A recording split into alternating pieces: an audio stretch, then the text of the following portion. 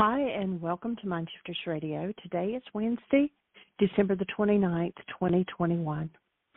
And the first hour is going to be pre-recorded, but our call-in number for the second hour, when Michael and I will rejoin you, is 563-999-3581. And you have to press 1 to go into queue to talk to us, and we'd love to hear your comments and questions because that makes this your show. Now, Dr. Tim's on vacation this week, and like I've said the last 2 days, instead of having a blank hour, we've decided to play 3 of our top recordings comparing Alcoholics Anonymous and the 12-step program with this work. And it's another tool, and it's how to face things that come up. And the stats that I quoted the last 2 days is the American Addiction Center and Drug Abuse. And they say that during the holiday time that there is such an increase in people having depression and grief and all these things and turning to alcohol by a 29% greater increase of use than normal. And so we're wanting to offer that there are solutions. You know, that is just a drug to keep from looking at the pain. And forgiveness is the tool that we teach, our main tool. And so the last 3 shows have been with, and she has a lot of knowledge.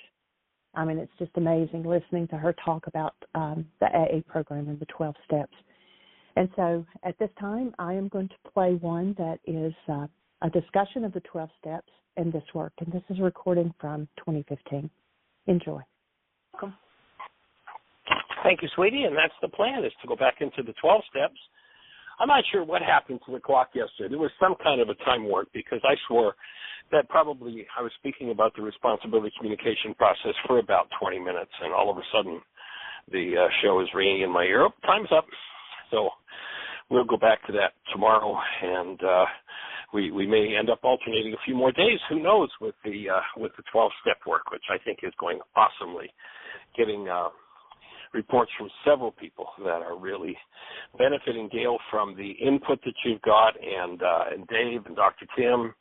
Just lots of really powerful input and an overview and understanding of the parallels and the way to put the 2 sets of tools together to enlarge the toolkit. So fabulous, delighted to be here. Gail, how do you be, young lady?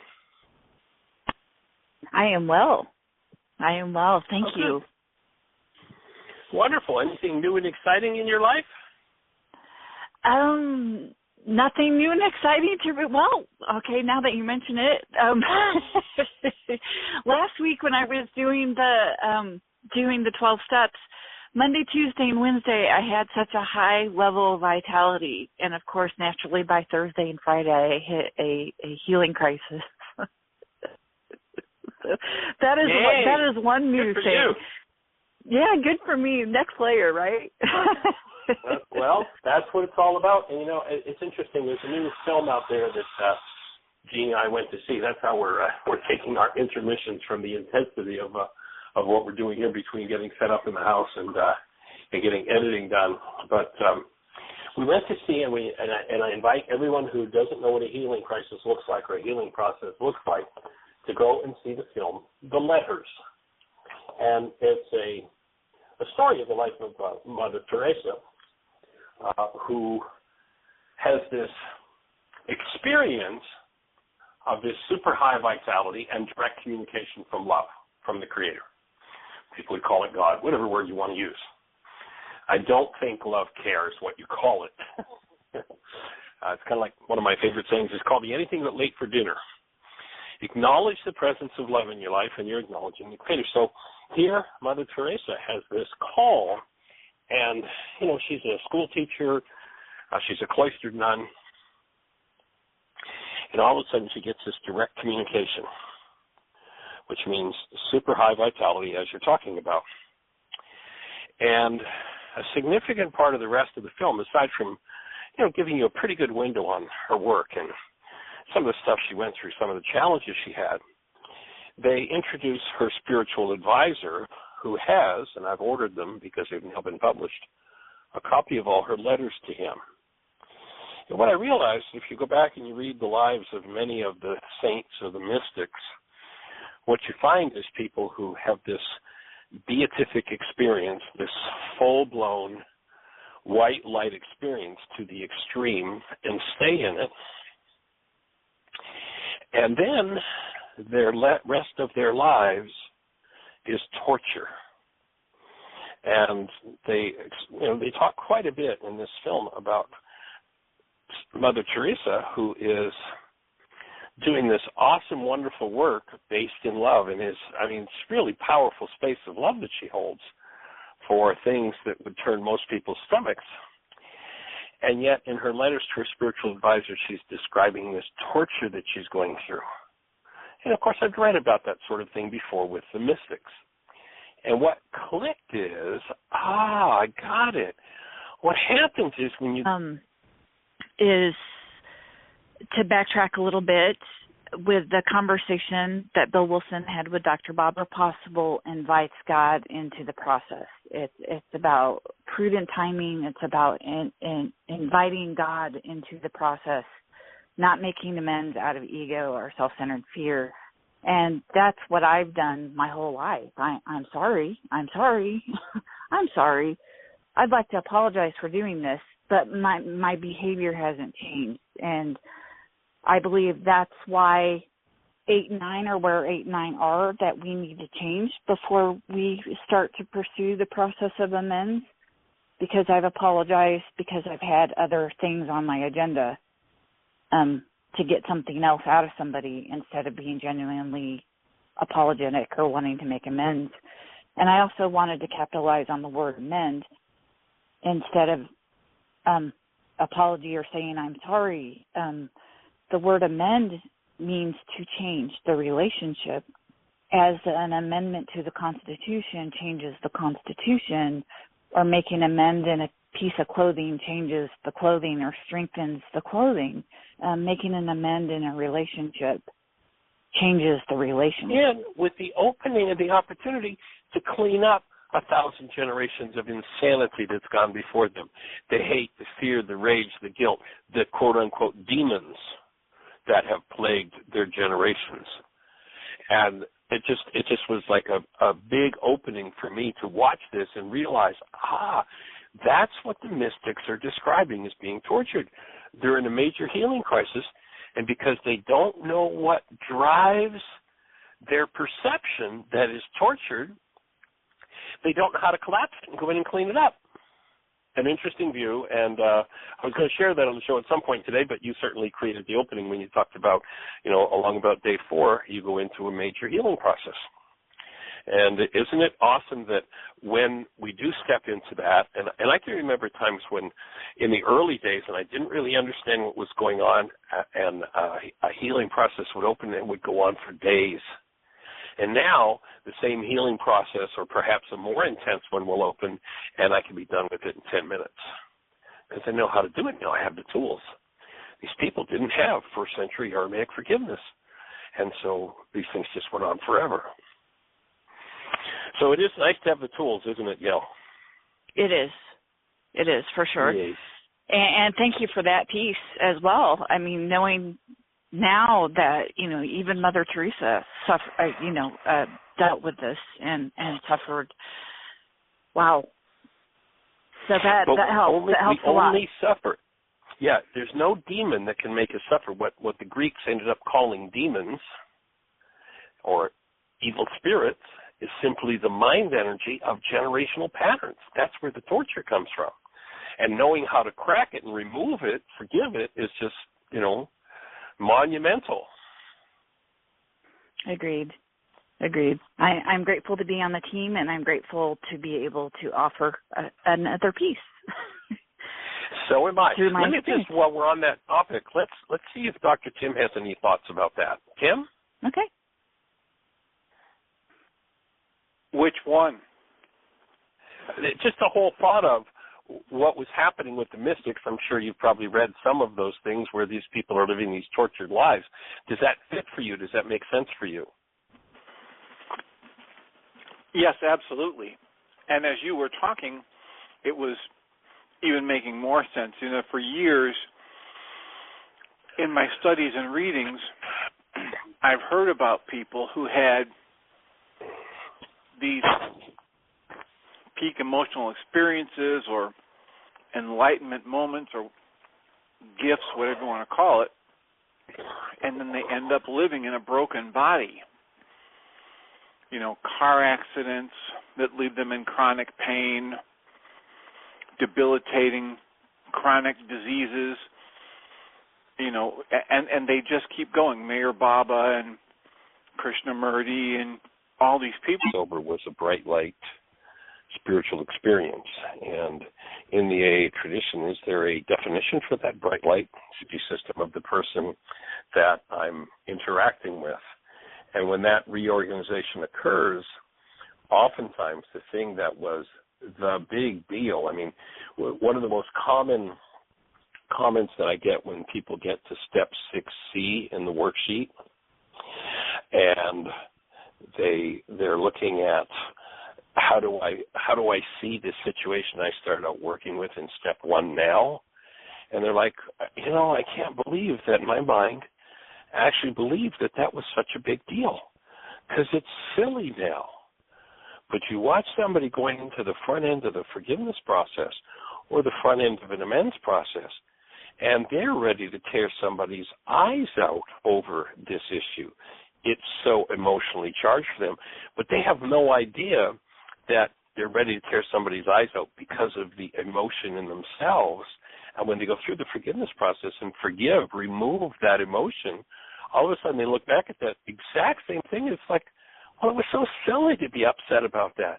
That's the healing process that to me is so powerful when I cancel my goal and I invite Ruka in to rearrange the energy system. That's where the real power and the healing occurs. So I see both of those. That's step 4 in the worksheet of bringing love present, and then step 7 where I create a loving goal that I'm willing to offer to them, are both to be part of the amends process. And in between is the healing process that opens a space for both people. Agreed. Well said. Cool. You can choose your own conception of God. And then the next 5 paragraphs that are in the book happened to me. He explains about the icy intellectual mountain, which he had been in under what happens tomorrow on the show with the examples I think that you're going to have. You're going to have people call in for the experience is an intense activation of a lot of negative energies that don't belong in my system, which we call symptoms. And so that light bulb was going off for me that perhaps a lot of these people who have suffered in silence and been the great saints and martyrs because they tolerate so much with a smile or they suffer through it, perhaps there's another way.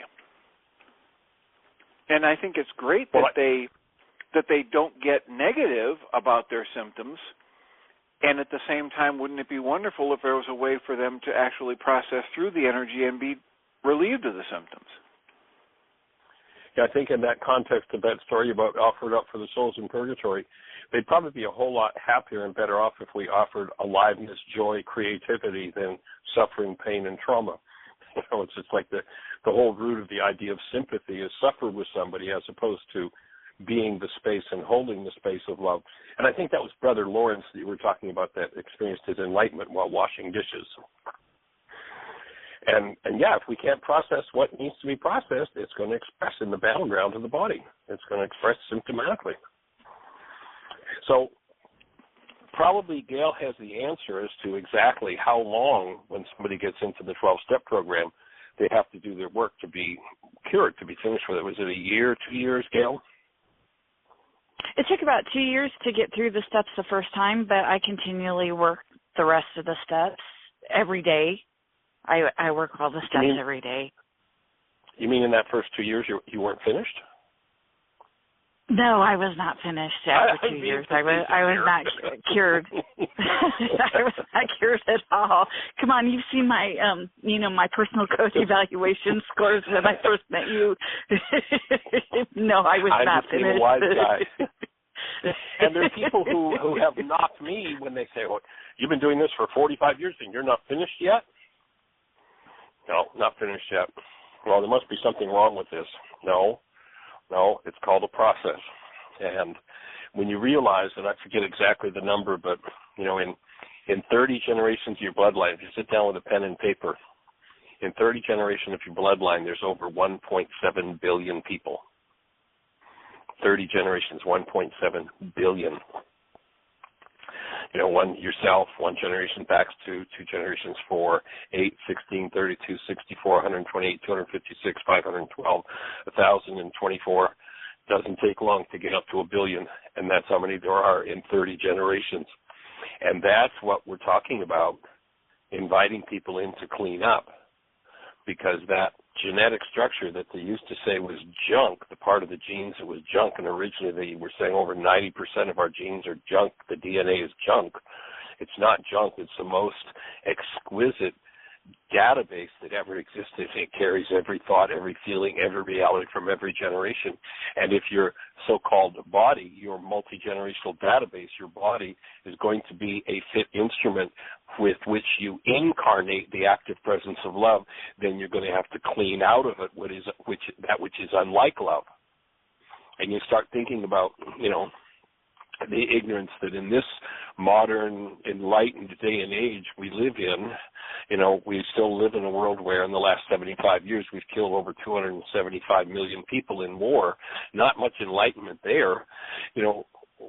What do you suppose life was like on most of the planet 5 generations ago, 10 generations ago? When Genghis Khan stocked the earth, what do you suppose it was like? What do you suppose it was like when the Han dynasty was murdering off the competing dynasties? It's pretty amazing. When you think about that's born and bred in all of us, and to really, truly incarnate a human life, and for anybody who's new to the show, we have a simple definition for a human life. Hold a newborn child, and you know exactly what a human life is.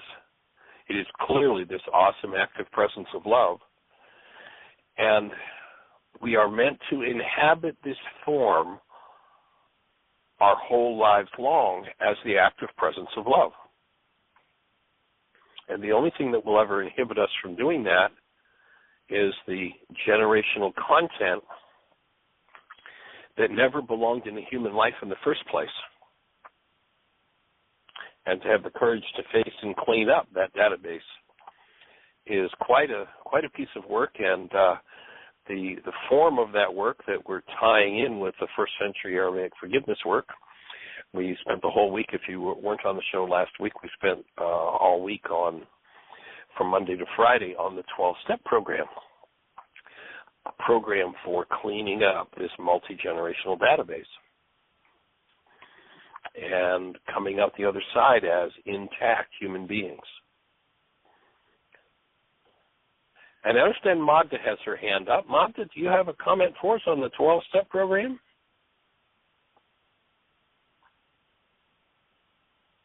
Is Magda there? Hi. Hey there, young lady. Welcome. Hi there.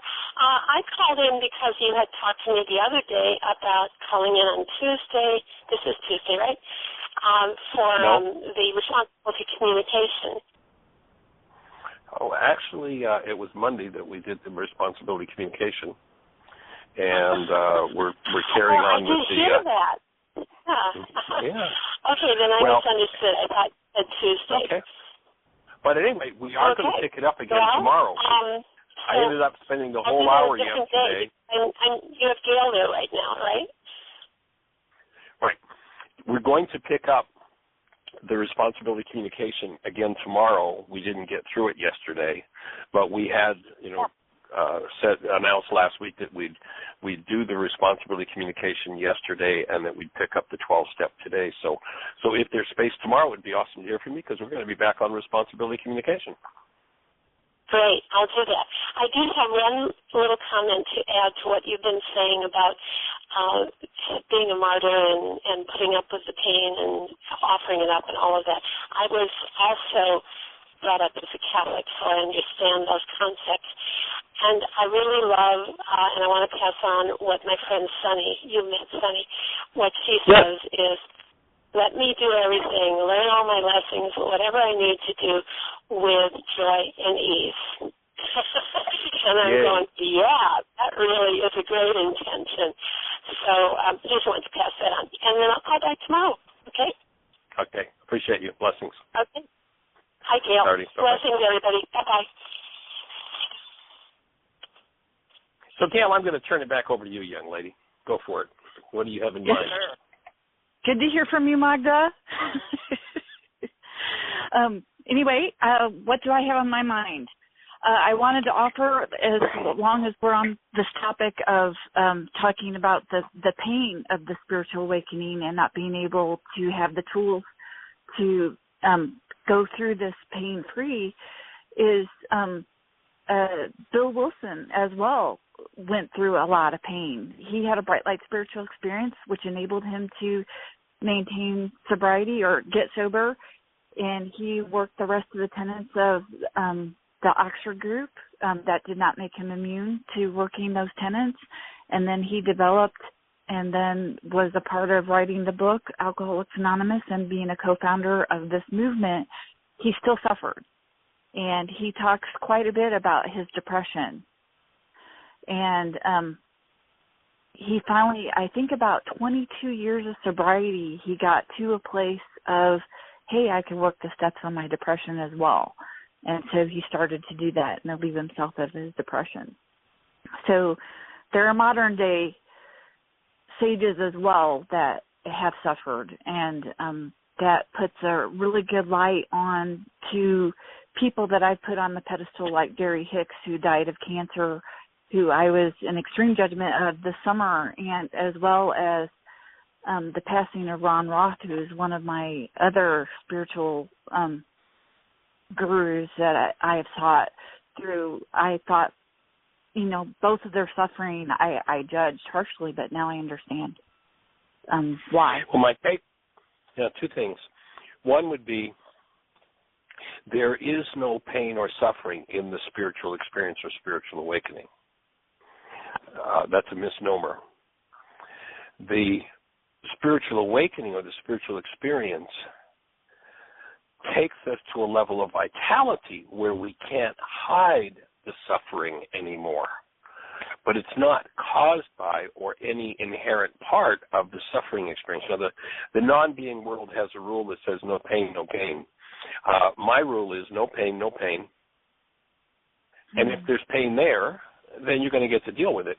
And by being vitalized through the spiritual experience, you're going to have the vitality then to bring out of hiding that which you've been hiding from yourself.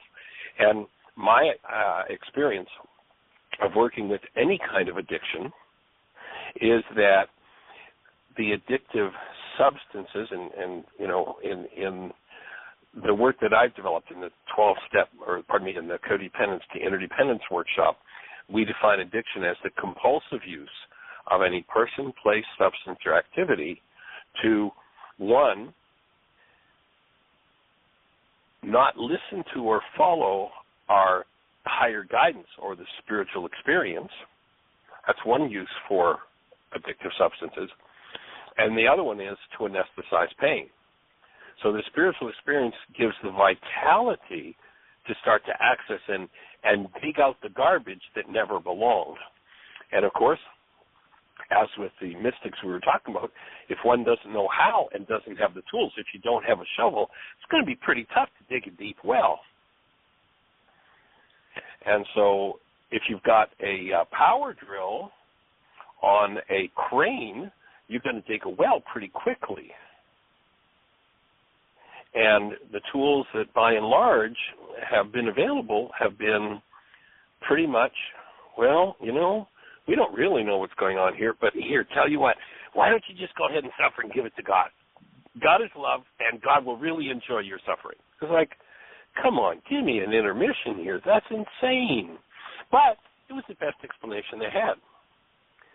First century Aramaic forgiveness, what Yeshua came to offer people was a huge drilling rig to dig that well, to drop down into the dissociated parts of the mind, bring them forward in the presence of love, and process through them. You don't have to hang around in suffering for longer than you're unwilling to do your work. And the work is, and the suffering is caused by the content of carbon-based memory, not by God. People have made up a story that it's all God's fault, God's going to punish you, and that's all just pure garbage made up by people who didn't know any better, who were ignorant and did not understand. And so as we undo ignorance and come to understand, I have a tool. I can do something with this. And that's the whole idea of the process.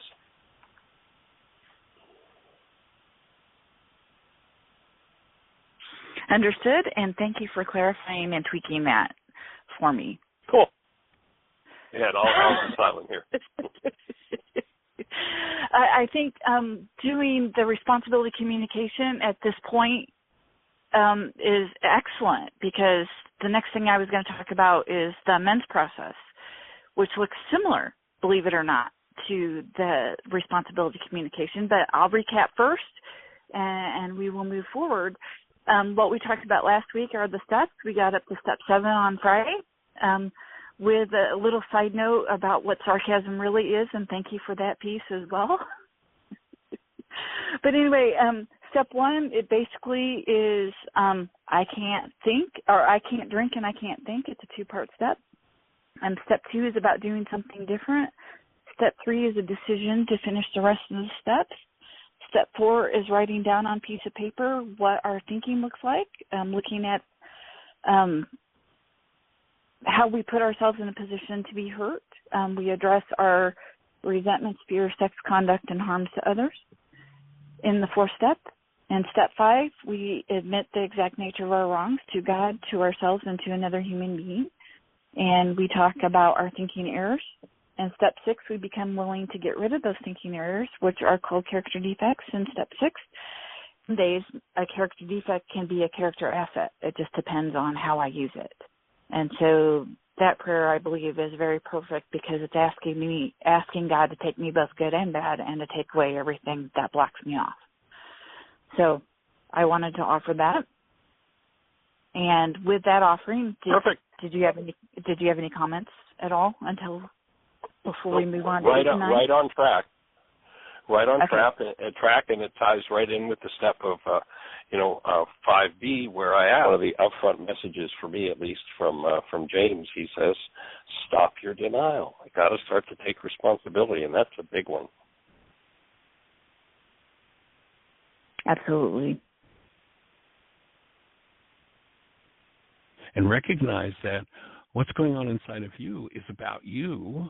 If you're feeling it, there's a reason you're feeling it. It's because it's yours. We've got that test we've talked about so many times over the years. How do you tell whether or not something you're feeling is yours or not? You're feeling it. That's all you need to know. Now, you can tell yourself a lie that you're feeling because somebody else did something, but that's never true. You're feeling it because you had a goal for someone to do something different than what they did. And that goal recruited that hostility or fear, whatever variable it was on those themes, into activity, and used that as part of the energetic pattern for building your perception. The beauty of the 1st century Aramaic forgiveness process is that at the core of it, the word that's been translated as forgive is shabag, which literally means to cancel. And when you realize that your pain, your fear, your sadness, your grief, your rage, your hatred, your vengeance, your whatever it is recruited into activity from the content of your own mind by the goals that you hold, and you recognize the word forgive, which is shabag or shabak in Aramaic, means to cancel. When you cancel that goal, the perceptual construct based in what that goal has recruited collapses in on itself. And when it collapses in on itself, that gives you access to the underlying energetic pattern. And when, in the present... Because I'm getting to deeper and deeper realization that my resentment against him is harming me because I'm living with the chemistry in my own body. So that is a process in the making there. So any comments before I go to step 9? No, just nice catch on that one. To recognize that the original of it, it's in my own form, and that resentment is something I need to forgive, remove from myself.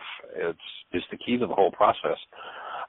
Does that mean that I have to approve of everything that anybody or everybody's ever done? No, not in the least. But it does mean that I am willing to remove literally my capacity for resentment, for anger, for hatred, for fear, so that I can stand in the space of love, maintain my human life no matter what anybody else is doing. And then, of course, carry on with the work. Absolutely. Absolutely. Step 9 is made direct amends to such people, except when wherever possible would harm them or others. And this would be the case. One of the perfect examples would be to make amends to somebody that you cheated on, because that would harm them, and it would also harm the person that you cheated on them with. And it talks extensively. For instance, I had a really good friend that cheated on his wife and his brother by sleeping with his brother's wife. He's not going to go to his brother and say, "Hey, I slept with your wife," but I'm really sorry for doing that. And also that would have not only harmed his brother, it would have harmed his brother's wife as well. So that's one example. It talks extensively about making amends in the big book of Alcoholics Anonymous. It's about timing. And it also says wherever possible. And the wording there, opposed to whenever possible, saying wherever, and hopefully 99% of the time makes that relationship stronger. So I believe that there is a process between steps 1 through 8 that make step 9 possible, and definitely with the invite of God into that process and using one's intuition in order to make those amends. So any comments before I go into the wording that I've learned in the amends process? No, go for it, please. Okay. What I was taught, and most recently, once again, this is a skill set, kind of like step 5 is a skill set, to listen to somebody else's 4th step and 5th step. Making amends is a process, and there were specific words that my current sponsor gave me. I did a sponsorship change 5 years ago, and went back through the steps with her, and she very much capitalized on the words, and which was a huge gift for me, because I'm one of those people that needs to be given the words and to make those words my own. And the main words to focus on is, when I make amends to people, is the admittance of wrong. I was wrong. I regret is the other word, instead of being I'm sorry or I apologize.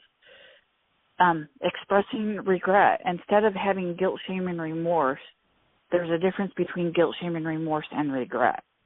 I regret that I behaved this way, or I regret the harm that I imposed upon you. And the next important idea to convey is, how can I make this right? The willingness to get right is very important. letting go of the self-justification and the reasons why I did it, and what they did in the mix, and taking total and complete responsibility for what I did. So, and staying on my side of the street, so to speak, and that at that point in time, how can I make this right? Is an invitation for me to listen to everything that they have to say, to express their side of it, and also to be given the opportunity to make that right, and then from there negotiate on the best course of action to be taken to make it right.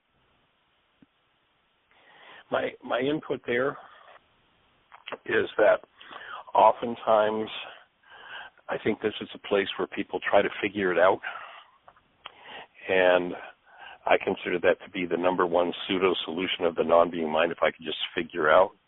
And I think that a really powerful place to go in this step, that this work can deliver to that step, is to really, truly be in the space of the love exchange, where love is fully conscious, active, and present in one or both or whatever number of people are involved in it, and that active presence of love can make things right that in a million years a hurt mind could never figure out or never come up with.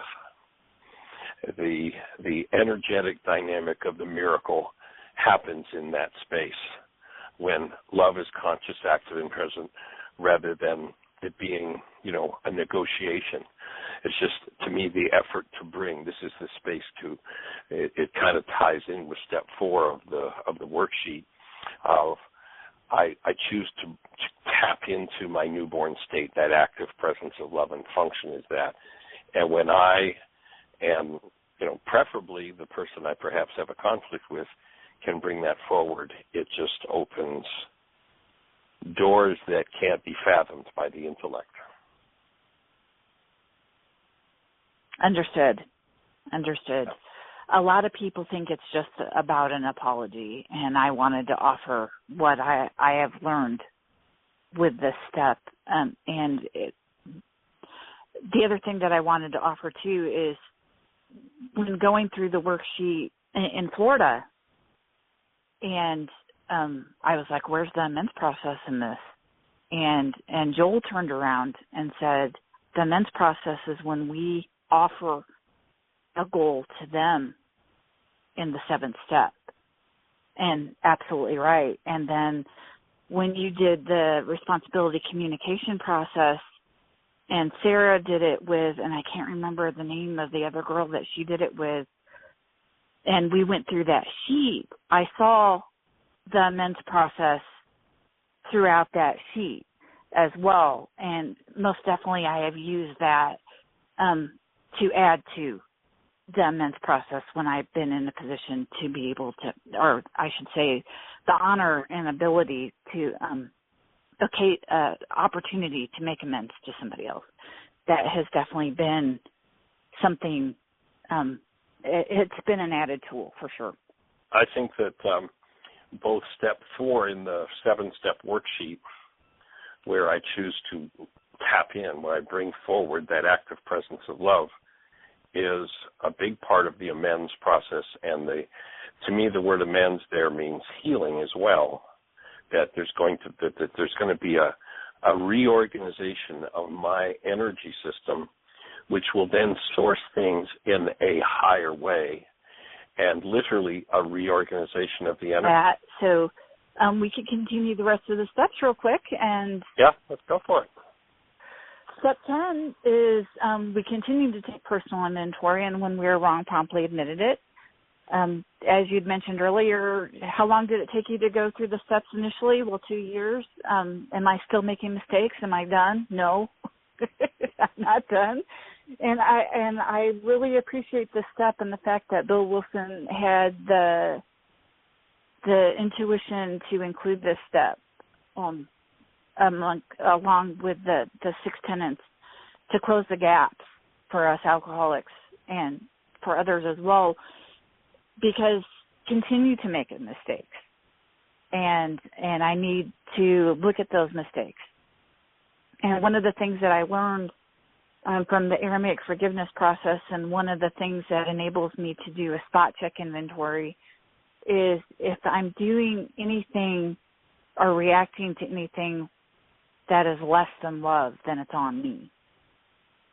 And that enables me to get back into being the space of love and to make corrections as quickly as possible. And there are directions in the big book about how to do step 10, and it's basically 4 through 9 every single day. There are two schools of thought about that, and some people think that it's 4 through 9 every single day. Some people also think it's 1 through 9 every single day. Quite frankly, it doesn't matter. Just do it. It is what my thoughts are. And but I have a tendency to lean towards the 1 through 9 every single day thought process. And the reason why I say that is because of the writings in the 12 and 12, which is a book that was solely written by Bill Wilson 15 years after he got sober. And its intent was to introduce the 12 traditions. He added essays about the steps to offer his experience 15 years later to the big book, and he talks about extensively restrain of pen and tongue. Delay taking action before you get to that inventory process. And for me, I need to take a step back before I react and realize that I am powerless over whatever is going on.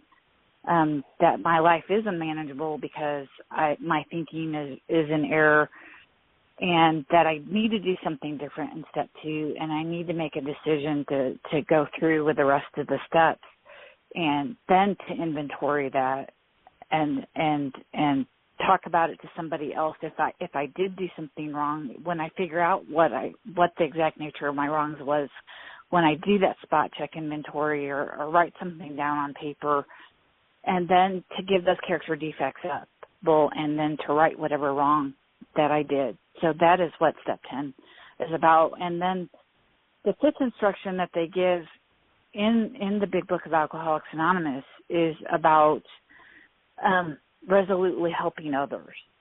Is after we have harmed somebody and have made amends, that we go out and help somebody else, help another alcoholic start thinking about other people. So that is step 10. Right, that's powerful. And, the invitation's always there to share the tools with others, so that fits well with what we've developed in the Wise is Happening to Me Again work. And for me, as I look at the 10th step, I think that the wake-up sheet, the reality management wake-up sheet, is the perfect tool for the 10th step, ongoing personal inventory and resolution of issues. So if somebody, when we get people started on the wake-up sheet, we usually suggest they do 5 a day for the first 40 days. And we've had people carry that tradition on in their lives for decades, that they do. It's just part of their lives. Just like they wash their face every day, they wash their minds every day. And they go through the process of forgiveness, 5 times a day, every day, and that's really going through the whole process. Or to carry that out.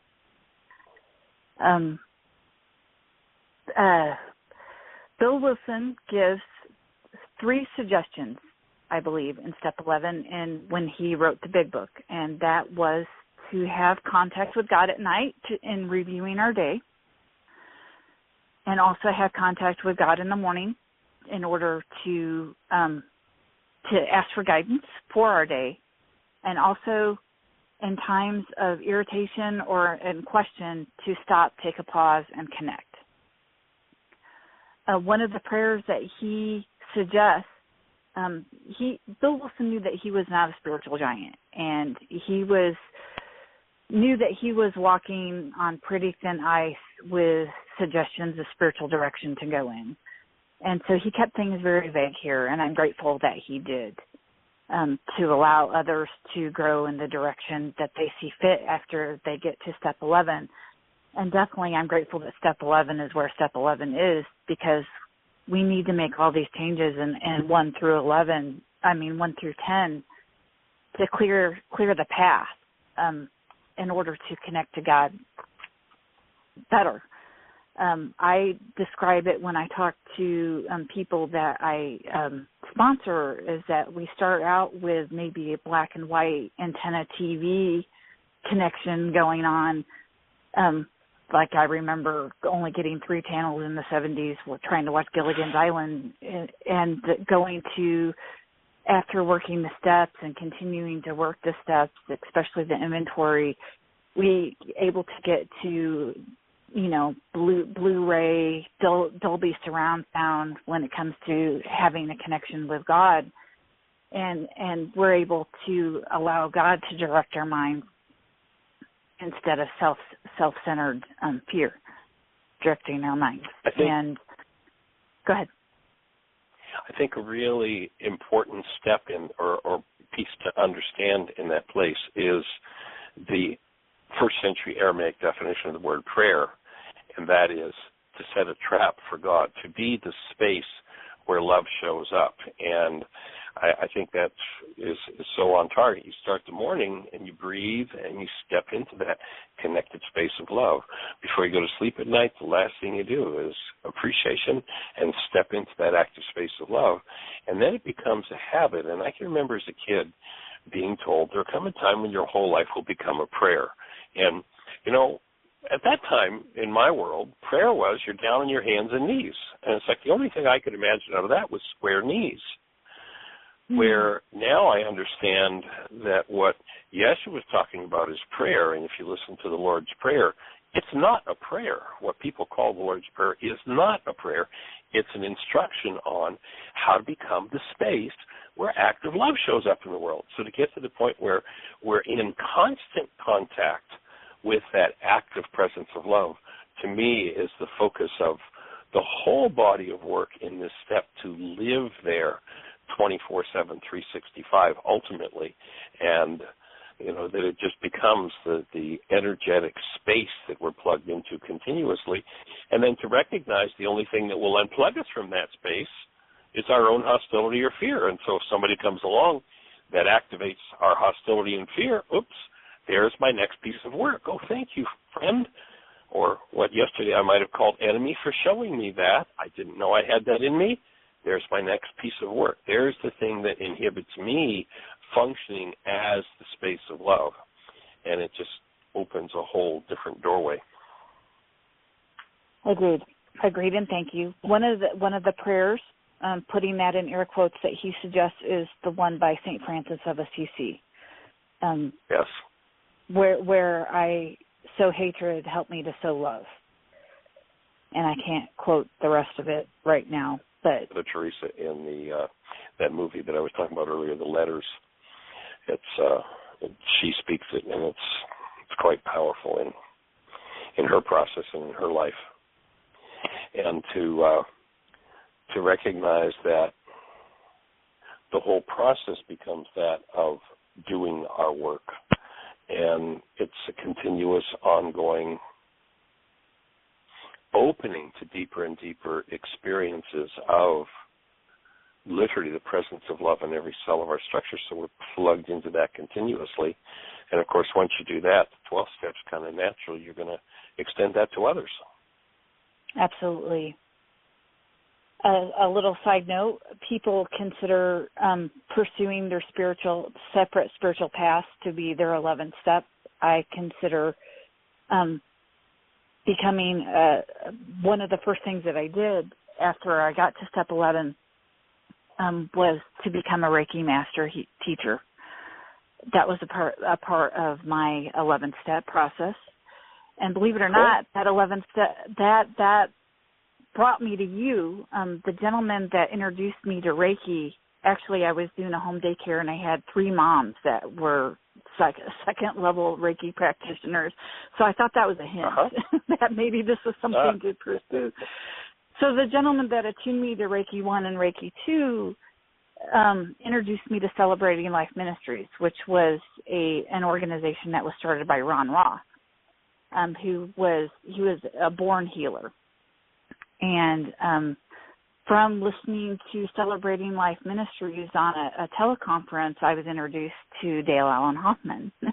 And from Dale Allen Hoffman, I was introduced to you. So the real words are, and the real meanings and the possibilities of who Mary Magdalene is, and Yeshua, learning his true name, and then being led to you and studying under you, I consider all that to be a part of my 11 steps. Right. Cool. And then the next step, and we're down to just the last minute or so, of course, is to invite others into the process, right? Yes. There's 3 parts to the 12 steps, and that is to have a spiritual awakening as a result of these steps is one of it. I feel like I have a spiritual awakening every day. The second part is to carry the message to others and to practice these principles in all of our affairs, to carry the message to others. And the AA terminology is to share experience, strength, and hope, to teach people how to work the steps, to be a tour guide through the AA literature, and to introduce them to God. That is the message. And to practice these principles in all of our affairs is to work the steps in every area of our life. Awesome. I think I did that under 60 seconds. You did. And so we are down to just the last few seconds, and much appreciation. I'm grateful for this opportunity. We're going to do a bit of a poll and decide what day of the week we're going to turn into.